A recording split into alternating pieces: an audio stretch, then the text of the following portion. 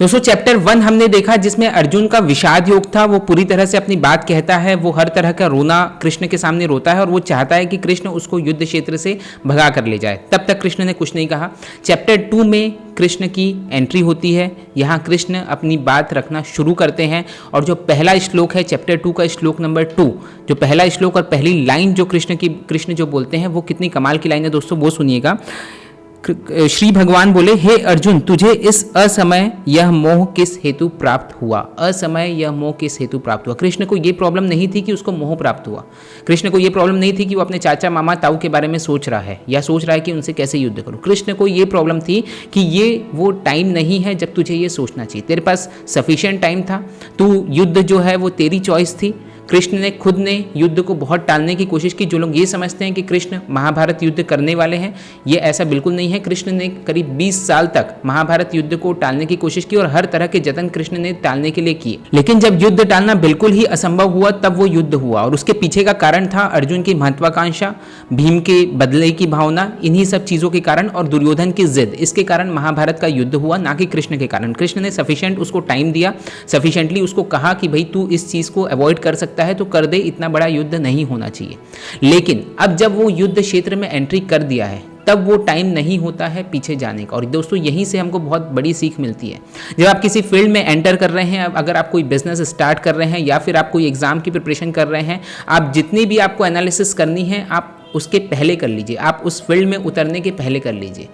पूरी एनालिसिस करके फिर आप फील्ड में उतरिए। लेकिन एक बार आप फील्ड में उतरते हैं then there should not be any turning back. उसके बाद ये टाइम नहीं रहता कि आप ऑप्शंस को इवेल्युएट करें। आपको जो करना है आप युद्ध क्षेत्र में उतरने के पहले, फील्ड में उतरने के पहले वो सारी चीज़ें कर ले, ना कि फील्ड में उतरने के बाद। और एक बार आप जहाँ फील्ड में उतर जाते हैं then there should not be any plan B. उसके बाद आपके पास कोई प्लान बी नहीं होना चाहिए। आपके पास एक ही प्लान होना चाहिए और वो होना चाहिए उस युद्ध को जीतना, जिस फील्ड में आप उतरे हैं उस फील्ड में सक्सेसफुल होना। अगर आप वहाँ पर डाउटफुल रहेंगे और अगर आपको ये लगेगा कि ये नहीं करूँगा तो ये भी ऑप्शन है, वो भी ऑप्शन है, वो भी ऑप्शन है, तो डेफिनेटली आप मान के चलिए कि आप कोई भी चीज़ में सक्सेसफुल नहीं हो पाएंगे।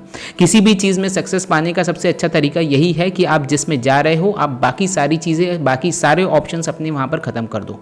एक छोटी सी स्टोरी के साथ मैं इसको अपनी बात को रखूंगा दोस्तों, और ये वीडियो थोड़ा सा लंबा होगा, आई नो। हम कोशिश करते हैं 1 मिनट गीता में 1 मिनट के अंदर हो, पर कुछ एक श्लोक ऐसे रहेंगे जो हो सकता है थोड़ा सा ज़्यादा एक्सप्लेनेशन रिक्वायर करे। तो कुछ श्लोक में डेफिनेटली हम 1 मिनट से ऊपर भी दोस्तों जा सकते हैं। दोस्तों ये स्टोरी है 1590 की। There was a conqueror, a great conqueror whose name was Hernando Cortes. Hernando Cortes को कहीं से पता चलता है कि मैक्सिको के पास एक ऐसा खजाना है जो अगर उनको मिल जाता है तो उसकी और उसकी प्रजा की ऑलमोस्ट सारी प्रॉब्लम्स जो है वो सॉल्व हो जाएगी। आने वाली पीढ़ियों तक उनको प्रॉब्लम फेस नहीं करनी पड़ेगी। उसने सोचा कि क्यों ना उस खजाने को मैक्सिको से हम लूट लिया जाए, लेकिन वो काम इतना आसान नहीं था क्योंकि मैक्सिको के अपने सिस्टम्स इतने तगड़े थे कि वो चीज़ कहीं से भी किसी को अलाउ नहीं करती थी कि कोई आके उनके खजाने को लूट सके। और पिछले 600 साल से किसी ने भी उस खजाने को हाथ तक नहीं लगाया। ट्राई बहुतों ने किया पर हर किसी ने मुंह की खाई, हर कोई हार के गया। पर हर्नांडो कॉर्टेस ने डिसाइड किया कि ये काम मुझे करना है और वो अपने 500 लोगों की सेना और 11 साथ में उसके 11 सेलर्स थे और 500 लोगों की सेना लेके समुद्री रास्ते से मैक्सिको की ओर चल पड़ा। रास्ते में बहुत सी बातें होने लगी उसकी सेना के बीच में कि यार जो काम 600 साल से किसी ने नहीं किया वो हम कहाँ से कर पाएंगे, ऐसा हो गया तो क्या होगा, वैसा हो गया तो क्या होगा, बहुत सारी बातें उठी। और इसकी भनक हर्नांडो कॉर्टेस को कहीं से लग गई।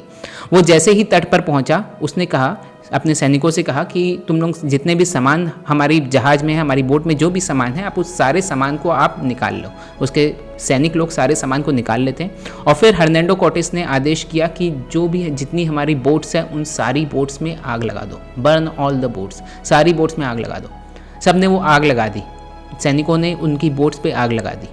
उसके बाद हर्नांडो कॉर्टेस ने अपनी सेना को संबोधित करते हुए कहा कि देखो दोस्तों कि अब हमारे पास वापस जाने का कोई तरीका नहीं है। हमारे पास हमारी बोट्स जो है वो जल चुकी है। अब वापस जाने का सिर्फ एक ही तरीका है कि हम शत्रुओं पे आक्रमण करें, इस युद्ध को जीतें और उनकी बोट को लेके ही हम वापस जा सकते हैं। उसके अलावा हमारे पास कोई ऑप्शन नहीं है। तो यहाँ पर उसने क्या किया, उसने अपनी सेना के सारे ऑप्शंस को ख़त्म कर दिया। और इतिहास गवाह है, जो काम 600 साल में किसी ने नहीं कर पाया उस काम को हर्नांडो कॉर्टेस की 500 लोगों की सेना ने उस काम को कर दिया। तो दोस्तों यही होता है कि जब तक आप अपने पास ऑप्शंस रखेंगे तब तक आपका फोकस जो है वो एक जगह नहीं हो पाएगा। अर्जुन के साथ भी यही हो रहा था। उसको सब कुछ पता थी कि इसके हर रिश्तेदार वहाँ पर होंगे, तो वो एनालिसिस का काम उसका पहले था। एक बार वो युद्ध क्षेत्र में आ गया, उसके बाद उसका काम लड़ना है, ना कि उसकी एनालिसिस करना। तो इसलिए दोस्तों कृष्ण सबसे पहले श्लोक में ही ये चीज़ कहते हैं, हे अर्जुन, तुझे इस असमय में यह मोह किस हेतु प्राप्त हुआ, क्योंकि ना तो यह श्रेष्ठ पुरुषों द्वारा आचरित है, ना स्वर्ग को देने वाला है और ना ही कीर्ति को देने वाला है। ओके, तो कृष्ण की जो बेसिक प्रॉब्लम थी वो थी उसकी टाइमिंग को लेके। उनको ये प्रॉब्लम नहीं थी कि उसको मोह प्राप्त हुआ है, उनको ये प्रॉब्लम नहीं थी कि वो अपने रिश्तेदारों से नहीं लड़ना चाहता। उनको प्रॉब्लम थी कि वो समय नहीं था उस चीज़ का रोने का, वो समय था युद्ध करने का और युद्ध को जीतने का।